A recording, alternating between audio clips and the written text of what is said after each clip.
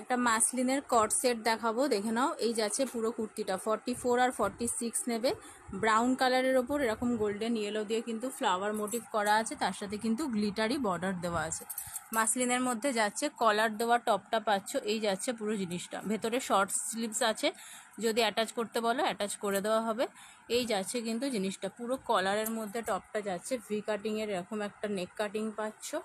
আর এই যাচ্ছে পুরো ডিজাইনটা একদম মাসলিনের মধ্যে আছে, দেখে নাও।